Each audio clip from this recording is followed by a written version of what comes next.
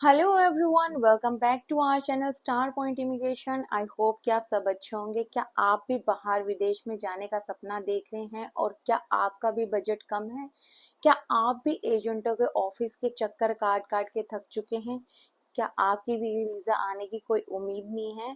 तो दोस्तों, आज मैं आपके लिए ऐसी कंट्री लेके आई हूँ जो कि बहुत ही ब्यूटीफुल है और उस कंट्री के अंदर बहुत बड़ा प्रोजेक्ट निकला है। आपके लिए बहुत ही बेस्ट अपॉर्चुनिटी रहने वाली है।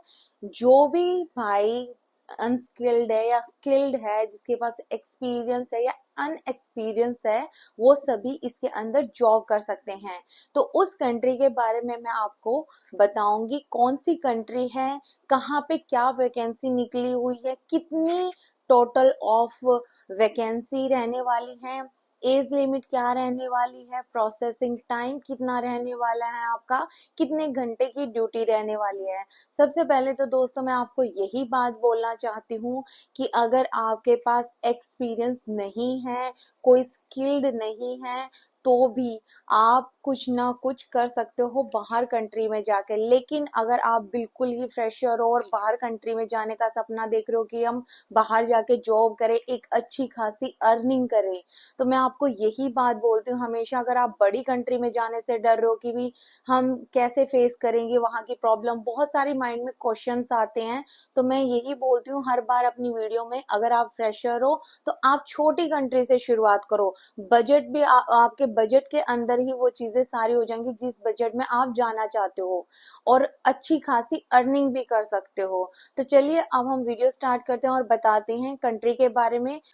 देखो दोस्तों, उस कंट्री का नाम है यूक्रेन। आप सभी को पता है रशिया और यूक्रेन का वार चल रहा है, जिसकी वजह से यूक्रेन का बहुत ही ज्यादा लॉस हो चुका है।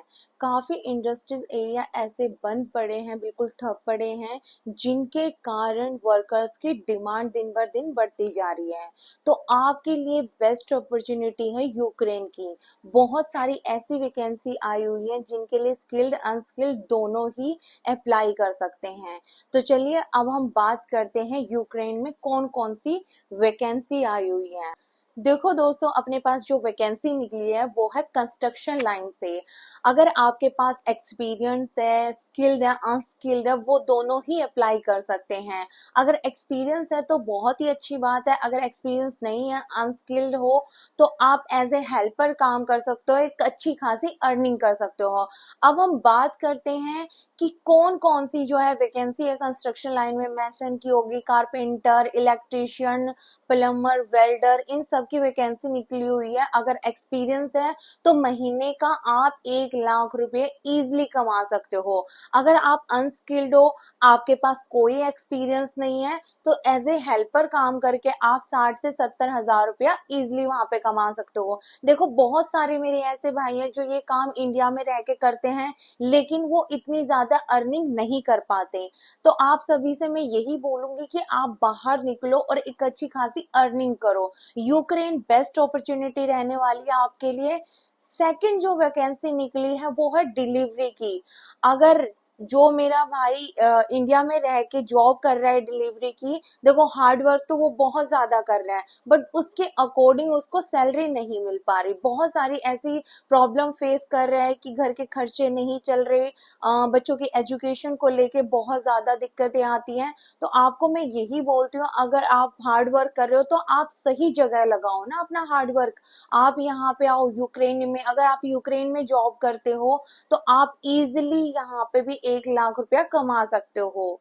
थर्ड जो वैकेंसी आई हुई है वो है वेयर हाउस की। आप सभी को पता है वेयर हाउस में क्या काम होता है, बहुत ही इजी वर्क होता है। लोडिंग अनलोडिंग का काम होता है, पैकिंग का काम होता है, इन्वेंट्री का काम होता है। तो ये बहुत ही इजी काम रहने वाला है, इसमें भी आप महीने का 1 लाख रुपया कमा सकते हो। उसके बाद हम बात करते हैं ऑटो फैक्ट्री। ठीक है, ऑटो फैक्ट्री में भी आप महीने का यही 1 लाख रुपया कमा सकते हो। उसके बाद करते हैं चीज प्रोडक्शन की बात।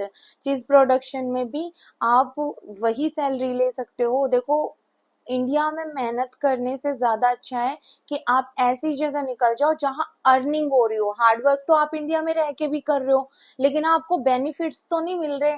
आप अगर बाहर किसी भी कंट्री में जाओगे तो इजिली 60 से 70 या 80 हजार, कहीं 1 लाख है।